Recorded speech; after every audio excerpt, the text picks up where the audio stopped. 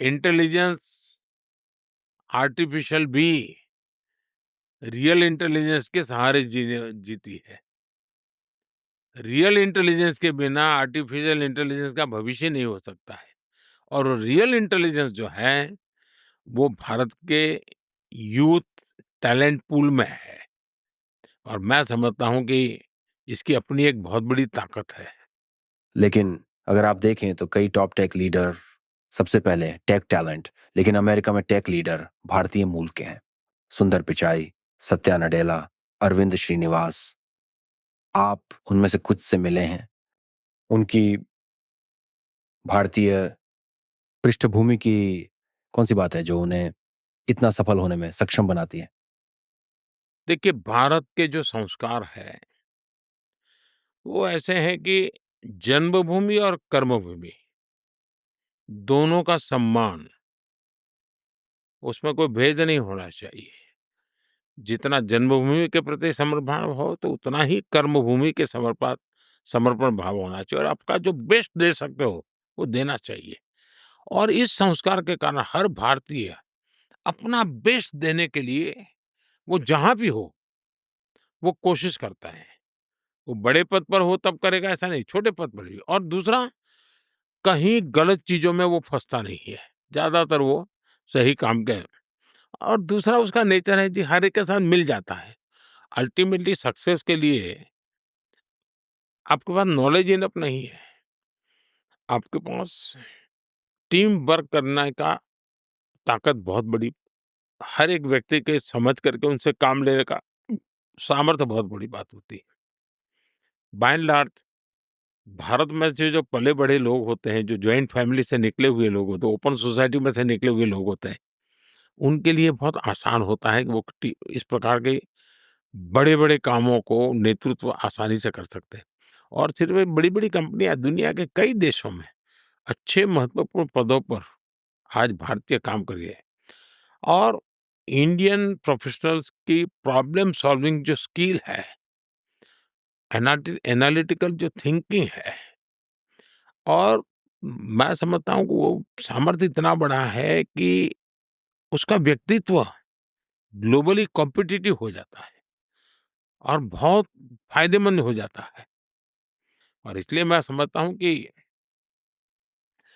Innovation, entrepreneurship, startup, बोर्डरूम्स, आप कहीं पर भी देखिए, आपको भारत के लोग एक्स्ट्राऑर्डिनरी करते हैं।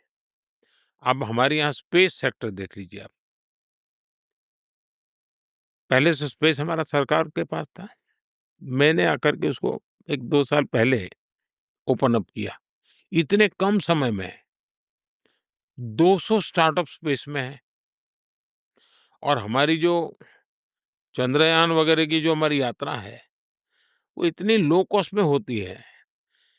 अमेरिका की हॉलीवुड की फ़िल्म का जितना खर्चा होता है, उसके कम खर्चे में मेरी चंद्रयान यात्रा होती है। तो दुनिया देखती है कि वो इतनी कॉस्ट इफेक्टिव है, तो हम क्यों ना उसके साथ जुड़े। तो उस टैलेंट के प्रति आदर अपने आप पैदा हो जाता है। तो मैं समझता हूँ कि ये हमारे सिविलाइजेशनल इथोस का एक हॉलमार्क है।